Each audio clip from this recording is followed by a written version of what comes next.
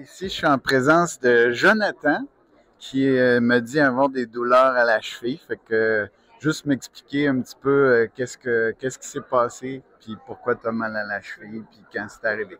Oui. Ça a commencé début octobre. Et puis, j'ai commencé à avoir des douleurs à la cheville, surtout où ce que ça plie. Et puis, ça a continué. Je pensais que ça passerait avec le temps, mais ça l'a empiré et empiré jusqu'à temps que, présentement, ben, tu sais, je manque du travail à toutes les semaines parce que j'ai vraiment mal à la cheville. Et puis, c'est des douleurs qui se passent au bout du talon d'Achille. Et puis, c'est une douleur qui fait penser un peu à un os cassé, à force que ça me fait souffrir. Fait que c'est assez pour demander congé de ton travail. Oui, même d'arrêt de travail obligatoire. Fait que dans le fond, on va s'exécuter. Je suis pas meilleur que toi. La seule chose que j'ai fait, c'est que j'ai accepté Jésus comme mon Seigneur et Sauveur. C'est là le secret. Amen. J'allais te le dire après. Amen. Oh yes, OK. Jésus Parfait. la voit de toute façon. Fait que sois honnête avec moi. Fait que je vais poser ma main si tu m'autorises. Puis, parfait. On y va comme suit. OK. Ça va être bien compliqué. Donc, Père, merci pour ton amour pour Jonathan. Merci pour ce que tu vas faire pour lui. On commande une restauration complète de la cheville, tout ce qui peut être abîmé, soit par des mouvements, un accident ou une mauvaise posture, Seigneur. Thank you, Lord. Tu le restaures à l'état initial où tu l'as créé, c'est-à-dire parfait, Seigneur. Que toute douleur quitte maintenant en ton nom. Donc là, maintenant, Jonathan, t'es honnête, on se connaît pas. Non. Fais pas ça pour me faire plaisir. Non. Fait que tu vas tester des mouvements qui en temps normal te feraient du mal. OK. Ou mal. Est-ce qu'il reste un petit quelque chose? J'avoue que si je me sens plus. Non, c'est bon. Je veux dire, je vois pas mal. Moi, j'ai pas de. Ça, j'aurais pas été capable. Ah. Euh, Il reste rien, pas d'inconfort, pas rien. Ben, non. Wow. Ben, je veux dire. Non, mais. Non. Ouais. La seule chose qu'on a de différent, nous, c'est qu'on a accepté Jésus comme Seigneur et Sauveur. On était assez fous pour croire en Dieu, qui a envoyé son Fils unique, Jésus. Donc Dieu s'est fait chair en son Fils Jésus.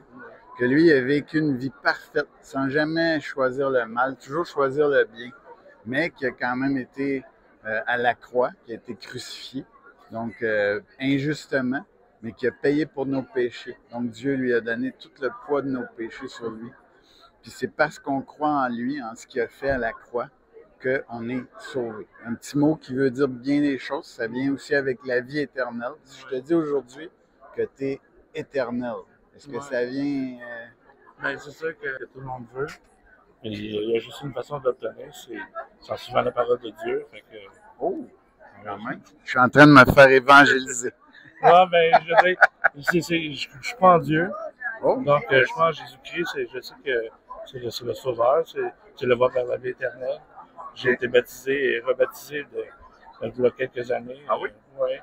Quand tu dis rebaptisé, ben, j'ai été baptisé catholique quand j'étais bébé. Oui, OK. Mais j'ai choisi de repentir et de me refaire rebaptiser. Wow, OK. Fait que ça t'est pas inconnu tout ça.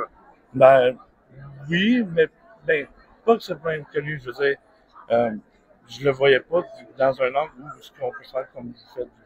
OK. Ben, tu sais, moi, je le vois plus, ben, je l'expérimente plus dans un côté plus traditionnel, type d'église, des choses comme ça. Est-ce que tu as déjà lu la Bible, la parole de Dieu? Bon, bien sûr, je l'ai Est-ce que tu l'as compris? Pas toujours. Il y a des choses que... Ton baptême que tu as eu dernièrement, est-ce que c'était par immersion totale? Oui, par immersion totale, oui. OK. Ouais. Fait que là, tu as des fous qui viennent de prier pour toi, puis la douleur est partie. Moi, ben, vous êtes pas fous, là. C'est un miracle instantané, mettons. Ouais, ben, oui. C'est spécial, c'est quelque On chose. sait que dans la Bible, Jésus mettait ses mains sur les gens, on verrait des miracles instantanés. On s'entend que des miracles, le soleil qui se lève le matin, c'est un miracle, le bébé qui naît, c'est un miracle. Mais dans le concret, comme dans la Bible, les gens, Jésus faisait des miracles.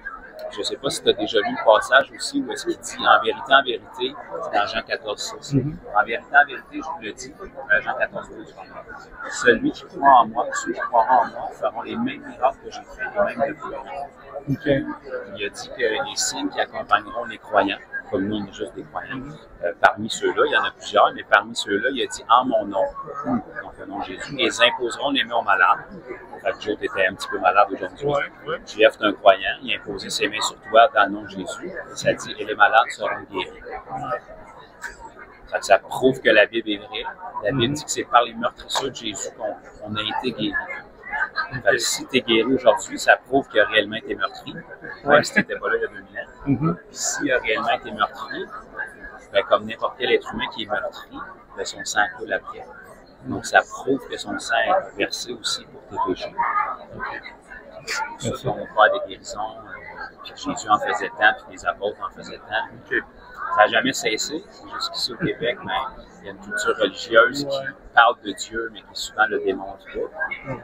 Et que cet enseignement-là qu'on te donne aujourd'hui, c'est un enseignement qu'on a eu grâce à, on s'assemble, tu sais, dans un lieu, tu peux appeler ça l'église ou peu importe, mais c'est là où on reçoit cet enseignement-là qui fait que, même après avoir été baptisé, on a besoin d'être enseigné dans les voies de Dieu pour commencer à opérer et à vivre la parole.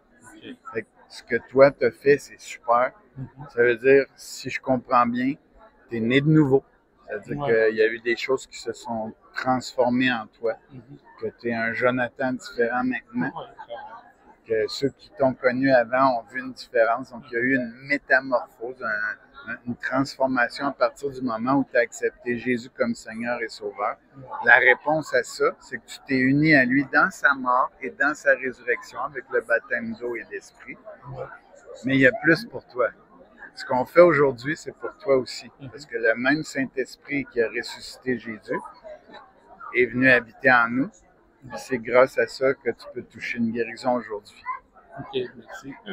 Fait que si tu es intéressé, tu es de quel coin, toi? Je suis de Granby. Oh, OK. Fait que nous, on a une église à Granby. Si ça te tente d'avoir le même genre d'enseignement que moi j'ai eu, moi j'ai eu la chance de l'avoir tôt dans ma conversion.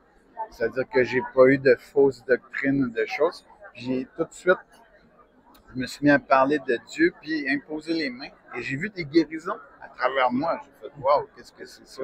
Ça veut dire que ce qui est écrit dans la Bible, c'est vrai, c'est vivant. C'est l'Esprit Saint qui a inspiré les hommes, parce qu'ils ne pouvaient pas demander aux singes ou aux ours de l'écrire.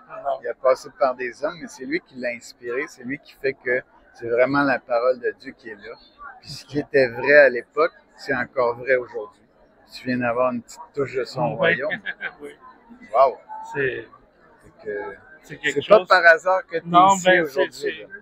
Dieu ne nous met jamais devant un combat qu'on ne peut pas en venir à bout.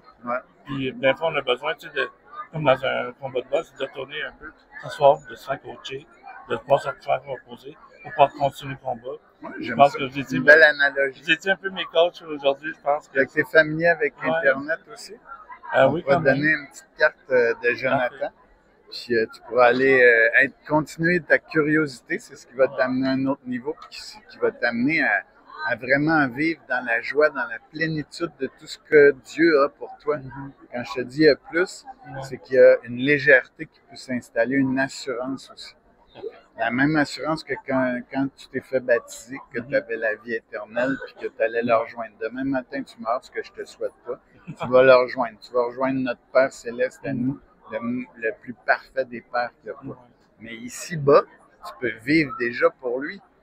Tu ne vas pas juste attendre ta mort pour aller le rejoindre, mais tu peux vivre ici pour lui, puis continuer à partager ce trésor-là qui est immense, qui est merveilleux, qui est beaucoup trop grand juste pour toi, que tu peux le partager à tout le monde qu'il y a ici, puis ça ne t'enlève rien à toi. Puis eux peuvent toucher la même chose qu'il y a pour toi.